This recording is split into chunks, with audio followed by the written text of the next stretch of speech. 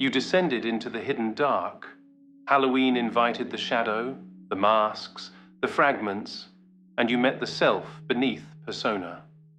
You returned at the family table.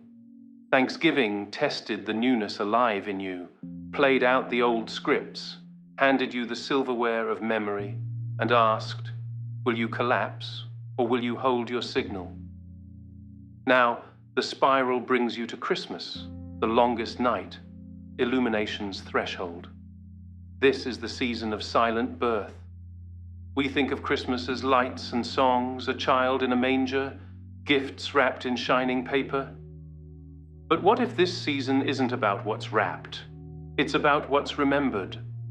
Not a celebration meant only for someone else's birth, but a quiet return of what's sacred inside us.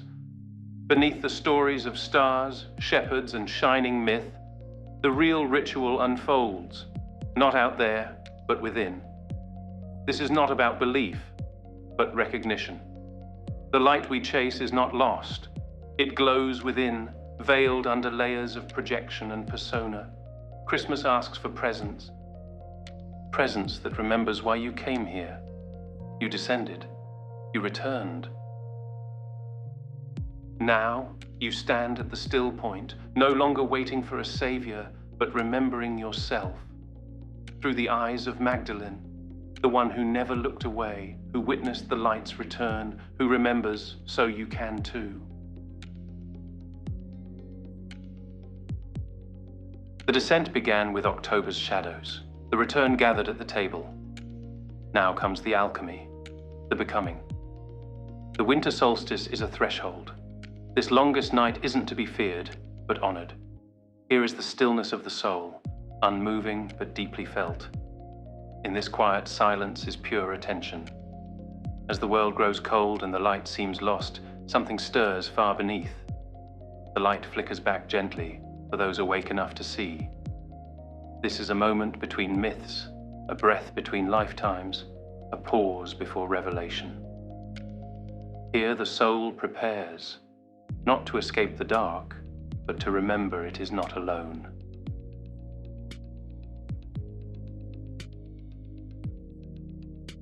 Magdalene was not just a follower, not a footnote or supporting role. She was the one who stayed present when others scattered, called by something already awakened within. She didn't flinch before death. She stood in the dark and witnessed.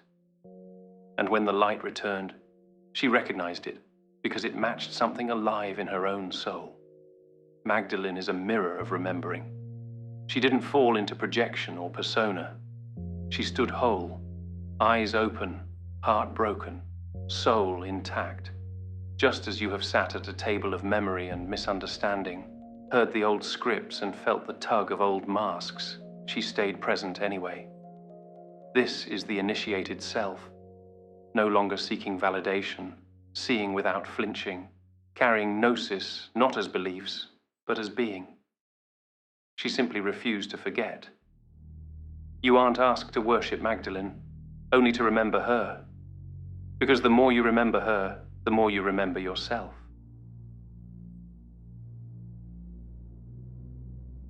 We're told the Christ story is history, a moment in time, a man in robes, an anomaly. But what if this story wasn't meant to be worshipped? For Jung, Christ isn't a savior who replaces you. He's the archetype of the integrated self, wholeness brought to life. The crucifixion is the descent into shadow, suffering, betrayal, and death. The resurrection is the return of consciousness after ego dies, the new light rising within when the false self breaks. This is a pattern. You don't follow Christ to be saved, you follow the path to become whole. Magdalene didn't convert, she recognized. She saw what was born in him because it had already stirred in her. Christ is the template. The myth is an invitation. The birth is yours. The soul seeks remembrance, not someone to save you, but something to awaken in you. Christ is the symbol of that awakening, the inner light, the integrated self, the soul made whole again. The manger is a symbol, not of livestock and hay, but psyche and stillness. The cave is not a place in history, but an archetype within. The inner sanctum, the sacred dark, the womb of becoming. Before anything is born, it gestates in shadow, in silence, in waiting. You are not the shepherd, not the gift-bearer. You are the cave, the one who remembers in the dark. The womb holds potential before form. The candle flickers before flame. This is the breath before revelation, the moment of expectancy. The world craves light on demand, but the soul remembers. First, the darkness, then the spark. Birth is not spectacle. It's the quiet cracking open of what was hidden. This is not the birth of someone else, but the remembering of yourself. The light you thought you'd lost was only waiting for your stillness, your surrender, for you to become the cave once more. The light does not enter you. It emerges from you. You are the container, the keeper, the cradle. You don't need to seek the light. You need to make room for it. You are the cave. You are the candle. You are the womb. And the sacred is waiting to be born through you.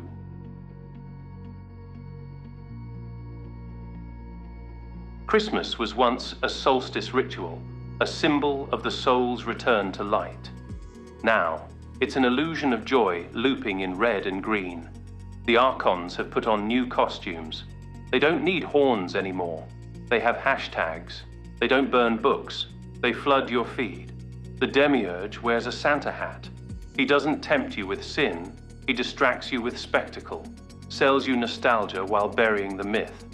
Joy has been monetized, wonder packaged, meaning outsourced to algorithms. You think you celebrate the return of light, but sometimes you're caught in a simulation of celebration. Playlists loop, lights glow, but the logos, the mythic soul signal, is nowhere to be found. It's not your fault. The whole system is rigged for forgetting. The sacred didn't vanish. It was commercialized.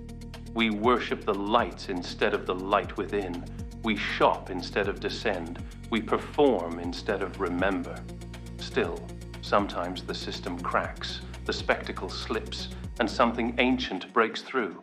A quiet night, a flickering candle, a child's searching question. That's the myth calling for your attention. The soul refusing to fade away. So enjoy your cinnamon mocha, but don't mistake the holiday for the holy. The real gift is remembering what waits beneath all of it. Even the Archons cannot bury what's truly sacred, not if you are awake enough to see through the lights. Here's what the myth leaves out. You don't only receive the light, you become it. Your descent was not punishment. Your return, not reward. It was preparation for this, not for believing, but for being.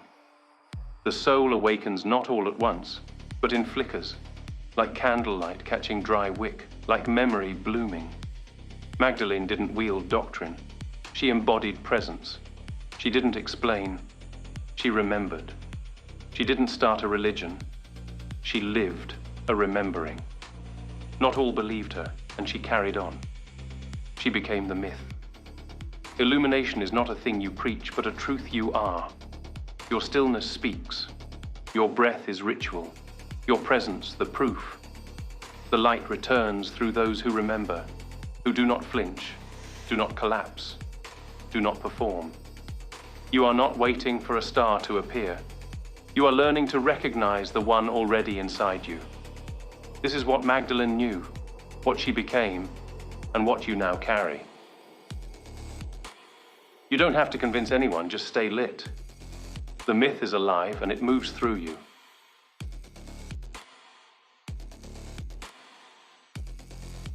You descended. You endured the test. Now, become. The light returns through you. Not to follow, not to perform, but to awaken. You are here to embody your myth. The manger is your mind, the cave your heart, the womb your soul. The light, it's always been inside you, waiting. Magdalene stayed so you would remember, so you might stop searching for saviors and start listening for the spark. You don't need a star to follow, you are the sign. Light the candle. Breathe with intention. Let the myth live through your breath. Remember, you are the cave. You are the candle. You are the light returned. Now go and become.